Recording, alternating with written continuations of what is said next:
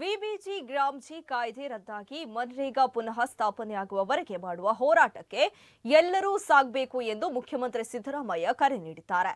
ಇನ್ನು ಅವರು ಜಿಲ್ಲಾಡಳಿತ ಮತ್ತು ಜಿಲ್ಲಾ ಪಂಚಾಯತ್ ಮೈಸೂರು ವತಿಯಿಂದ ಟಿ ನರಸೀಪುರ ತಾಲೂಕಿನ ಕುಪ್ಯ ಗ್ರಾಮದಲ್ಲಿ ಆಯೋಜಿಸಲಾಗಿದ್ದ ವರುಣಾ ವಿಧಾನಸಭಾ ಕ್ಷೇತ್ರ ವ್ಯಾಪ್ತಿಯಲ್ಲಿ ವಿವಿಧ ಇಲಾಖೆಗಳ ಅಭಿವೃದ್ಧಿ ಕಾಮಗಾರಿಗಳ ಶಂಕುಸ್ಥಾಪನೆ ಮತ್ತು ಉದ್ಘಾಟನೆ ನೆರವೇರಿಸಿ ಮಾತನಾಡಿದ್ದಾರೆ. 2005ರಲ್ಲಿ ಮನಮೋಹನ್ ಸಿಂಗ್ ಪ್ರಧಾನಿಗಳಾಗಿದ್ದಾಗ ಈ ಕಾನೂನು ಜಾರಿ ಮಾಡಿದ್ದಾರೆ.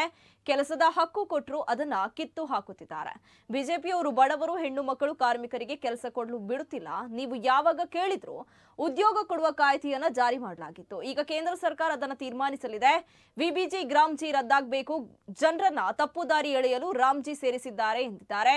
ಇನ್ನು ಈ ಸಂದರ್ಭದಲ್ಲಿ ಮೈಸೂರು ಜಿಲ್ಲಾ ಉಸ್ತುವಾರಿ ಸಚಿವ ಎಚ್.ಸಿ. ಮಹದೇವಪ್ಪ, ಸಚಿವರಾದ ಶರಣಪ್ರಕಾಶ್ ಪಾಟೀಲ್, ಡಾಕ್ಟರ್ ಎಂ.ಸಿ. ಸುಧಾಕರ್ ಸೇರಿದಂತೆ ಮತ್ತಿತರರು ಉಪಸ್ಥಿತರಿದ್ದರು.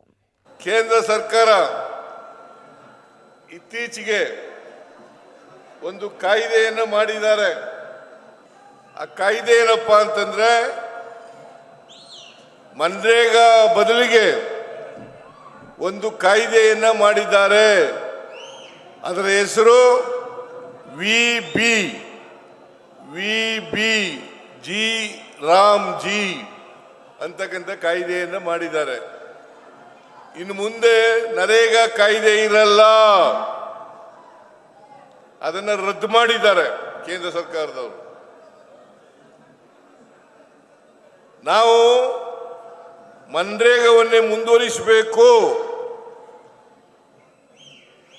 ಮನ್ರೇಗಾ ಬಡವರಿಗೆ, ದಲಿತರಿಗೆ, ಹೆಣ್ಮಕ್ಳಿಗೆ 100 ದಿನ ಕೆಲಸ ಕೊಡ್ತಕ್ಕಂಥ ಕಾಯ್ದೆ.